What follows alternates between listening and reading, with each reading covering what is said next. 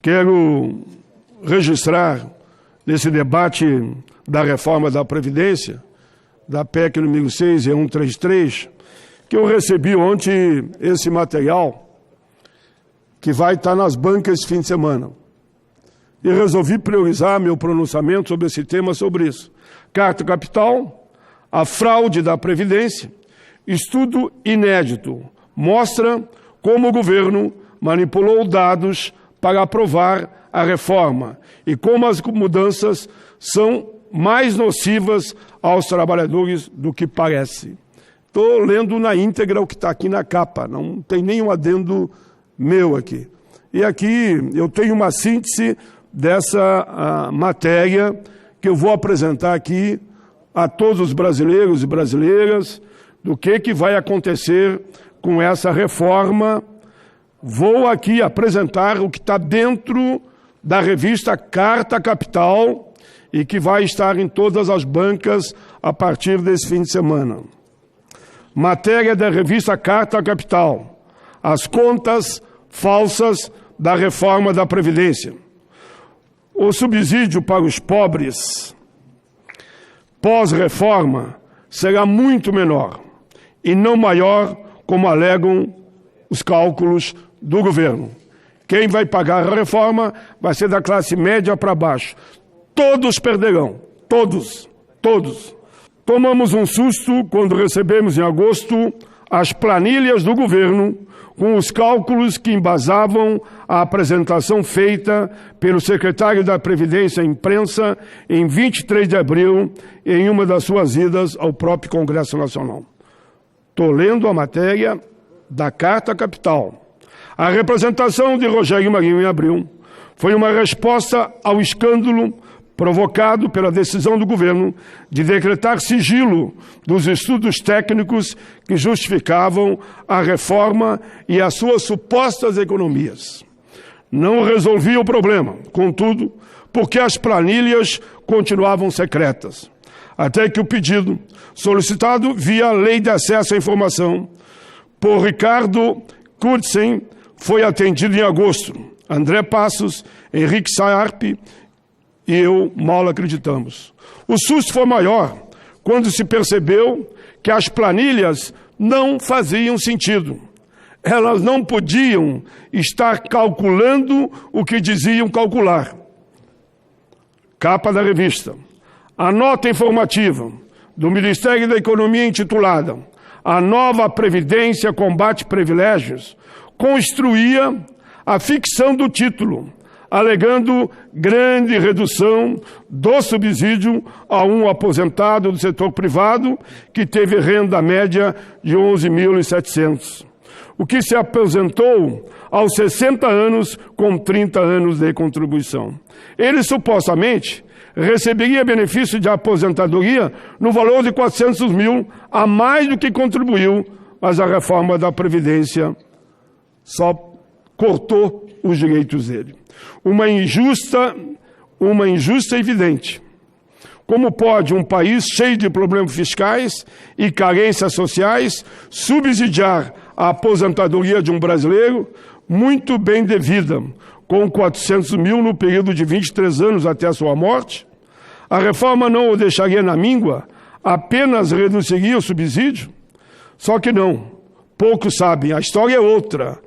Mas os aposentados por tempo de contribuição, 30 anos para as mulheres e 35 para homens, contribuem mais para a Previdência do que recebem, sobretudo caso se aposentem cedo. Isso é conhecido entre contadores especialistas em Previdência e é repetido há anos pelo pesquisador Fábio Jambiage e Luiz Eduardo Afonso, sem críticas acadêmicas. Já o contador, pelo menos costuma aconselhar os aposentados a se aposentar mais tarde para sonhar com a integralidade. Com essa reforma, adeus integralidade, adeus aposentadoria por tempo de contribuição, agora vai ficar só com a idade. Porque ninguém vai conseguir 40 anos de contribuição e 65 de idade. Eu sempre dou esse exemplo. A média de emprego do brasileiro é 6 meses em 12. Para você conseguir 20 anos de contribuição, 20, você tem que estar na atividade 40 anos, já que a média é 6 meses cada 12. Para você assegurar a aposentadoria efetivamente, no princípio da integralidade, você vai ter que trabalhar 80 anos, para que o correspondente seja a 40 anos de contribuição. Começou com 20, com 80, 100 anos. Então ninguém precisa sonhar mais com uma aposentadoria integral, porque ninguém vai chegar lá. É praticamente impossível, a não ser raras exceções. Se o próprio governo barrar, como diz, as aposentadorias nesse aspecto de acabar com a aposentadoria por tempo de contribuição, claro que ninguém mais vai atingir os objetivos. Os bancos e empresas de previdência adoram isso tudo, pois passaram a oferecer aos trabalhadores a possibilidade de aposentar mais cedo, alegando uma poupança individual. Ora, poupança individual, ninguém precisa querer me aconselhar. Quem tiver dinheiro, o que vai fazer? Quando falo, não, mas o PT fez o FUNPRES, sim. O que é o FUNPRES? Até o teto, todo mundo poderia se aposentar com R$ 5.900. Acima disso, como seria bom se você, trabalhador do regime geral da Previdência, pudesse ter uma contribuição tua e uma do empregador. Ou seja, se cada um botasse lá uma quantia por mês, no final da vida você teria também uma poupança. Mas isso não é permitido para o trabalhador do regime geral da Previdência. Esse tipo de capitalização eu defendo. Acima do teto, hoje o que eu tenho acima do teto? Eu tenho direito de fazer a minha poupança. Boto lá, se eu quiser, 10 mil, 5 mil, 3 mil ou R$100. Mas só é a minha. Como ficou o FUNPRES, se fosse estendido ao regime geral, seria parte do empregado e o empregador também acima do teto. Claro que isso não vai acontecer nunca, pelo contrário. O objetivo final, a longo prazo, que virá o debate da capitalização, queremos ou não, ano que vem, é fazer que cada um tenha, em relação ao Estado, somente correspondente a um salário mínimo. Daí para frente, cada um faça pela vida e com a contribuição somente dele e não das duas partes. Enfim, senhores e senhoras, se a aposentadoria por tempo de contribuição traz hoje mais recurso do que tira do sistema ao longo do tempo, como o governo podia chegar a uma conta inversa na planilha que enviou? Todas as contribuições, eu fui constituinte, lá está na Constituição, contribuições de CONFINS, tributação sobre lucro, jogos lotéricos, PIS, PASEP, empregado e empregador. Toda vez que você compra ou vende alguma coisa, é isso que sustenta a Previdência e por isso que até 2016, 2015, 2016, ela dava um superávit de 50 bi por ano. Isso está aqui na própria cartilha que mostra claramente, senhores e senhoras, e está nos anais da casa aqui, e está nos anais da CCJ, quando que começou a aparecer o tal de déficit, a partir de 2016.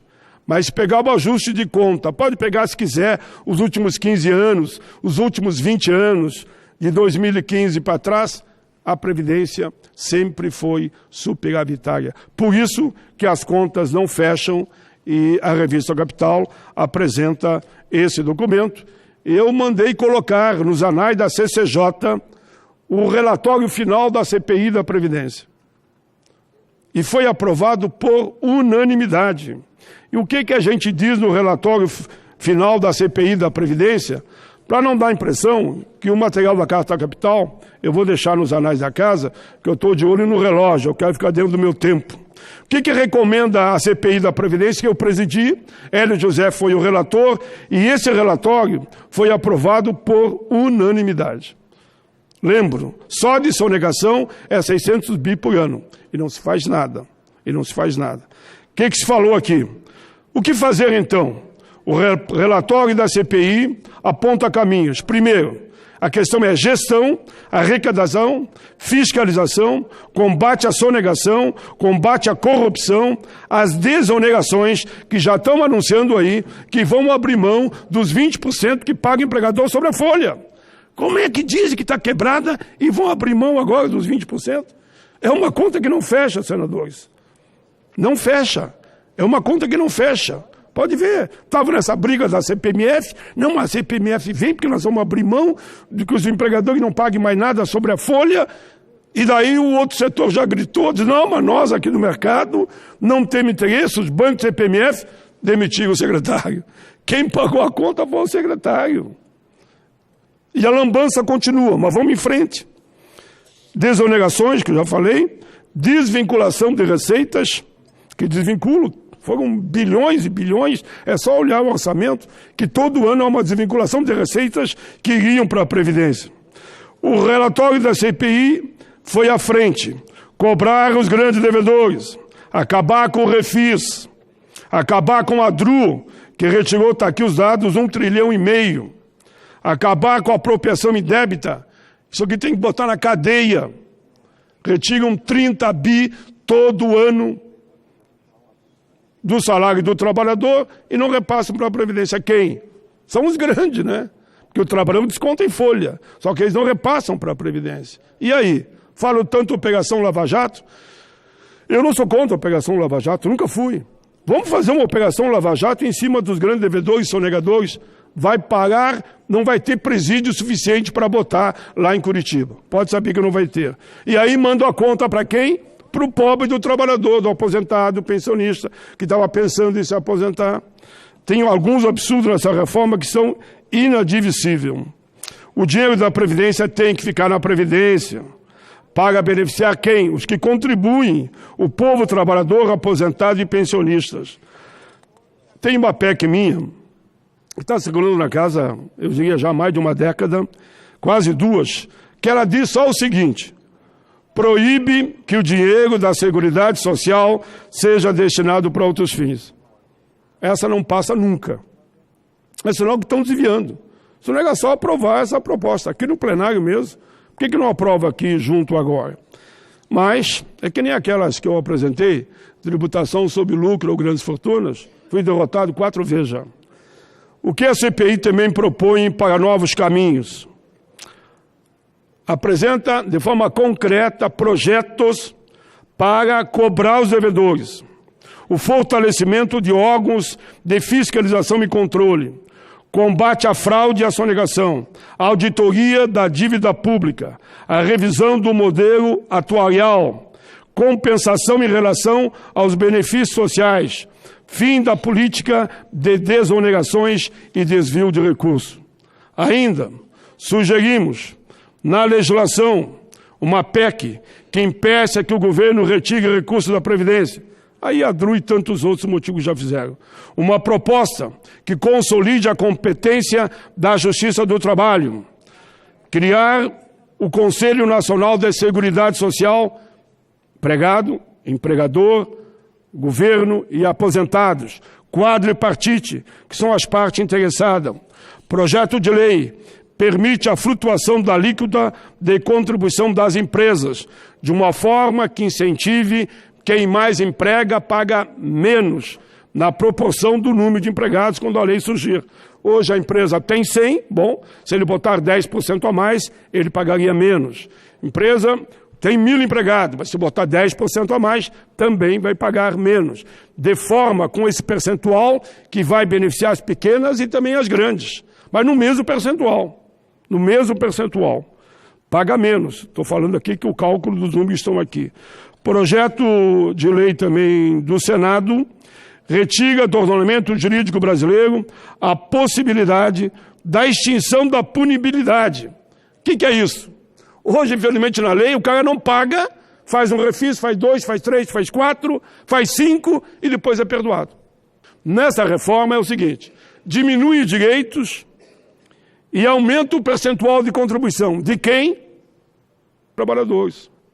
Tem até um artigo que diz, se tiver um problema ali na frente, o trabalhador aposentado vai ser chamado, como é, por exemplo, no condomínio, a cotas extras. Que está provado, desde que se respeite o critério de quem paga e quem não paga, que quem não paga devia ir para a cadeia, e respeitar o direito de quem paga. Quem paga corretamente tudo isso? Quem paga? Quem não atrasa um dia? Porque é tudo descontado em folha. é o trabalhador, é a trabalhadora. Mesmo o aposentado e pensionista, que tem muitos que têm que pagar depois de aposentado para a Previdência, também é descontado em folha. Quem está faltando pagar? Por que a conta é jogada sempre para os mesmos? Por que o conjunto da sociedade não olha, eu diria quase que esse crime lesa-pátria que está acontecendo, contra os mais miseráveis? E diz o seguinte: olha, quem fatura milhões, bilhões, pegar um percentual a mais sobre esse lucro que vai pagar para atender os mais pobres.